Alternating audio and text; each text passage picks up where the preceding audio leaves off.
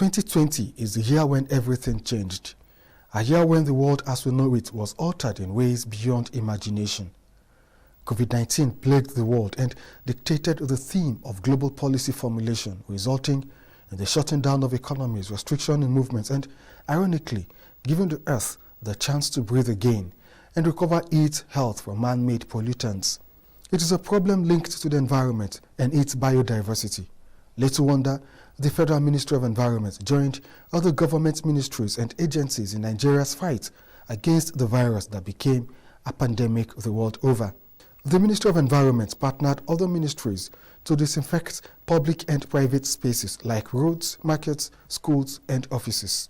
The Council, under the able leadership of the Minister, have been able to participate in the decontamination exercise, where we coordinate in collaboration with the Ministry in the decontamination of more than 256 ministries and MDAs that belongs to the federal government.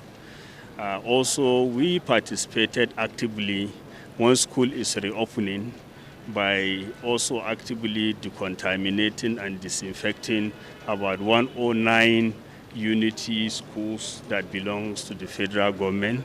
We are also in collaboration with other stakeholders participate in mounting a lot of surveillance in public places to enforce the protocols issued by the Presidential Task Force on COVID-19. 60,000 environmental health volunteers were activated across the country for surveillance and monitoring of compliance with COVID-19 safety protocols, especially for the safe reopening of schools. Although COVID-19 imposed losses on national policy, budget, and governance, the environment sector in Nigeria recorded gains, especially in efforts at mitigating biodiversity losses with commencement of the planting of 25 million trees. 2020 is indeed a critical year for our commitment to preserve and restore biodiversity. As a nation, Nigeria remains committed to maintaining a healthy environment and safeguarding our ecosystems. The pandemic has shown us that we need to find ways to live in harmony with one another and, of course, with nature.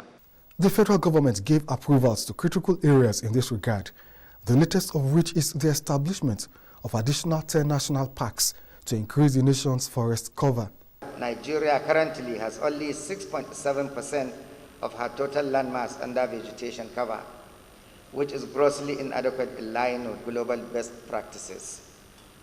The creation of these parks will no doubt further create more employment opportunities, alleviate poverty in rural areas, and ultimately enhance the country's revenue profile, especially now that Nigeria is seeking to diversify her economy. National parks are areas reserved and managed for conservation of wildlife and natural resources. The parks contain several rich and diverse varieties of rare endangered species like animals, like elephants, gorillas, giraffes, monkeys, golden cats, hippopotami, crocodiles, etc., and a host of special plant species. Some of the benefits of national parks include the protection of life support systems, such as watersheds and water catchment areas. National parks have great potential for the development of research, particularly on agriculture, medicine, and biotechnology. They also serve as field laboratories for Nigerian universities and other tertiary institutions. The national parks are Nigeria's eco-treasure and have the potentials of contributing substantially to the national economy when fully developed, as obtains in East and Southern Africa. Other approvals include National Forest Policy, Mangrove Restoration Project in the Niger Delta, Gender Action Plan on Climate Change, and a new policy on solid waste management. President Muhammadu Buhari, in the year under review, addressed the first United Nations Biodiversity Summit, just as Nigeria joined the global community to commemorate the first International Day for Clean Air. The Ministry of Environment championed the formulation of a post-2020 biodiversity framework of the ECOWAS region.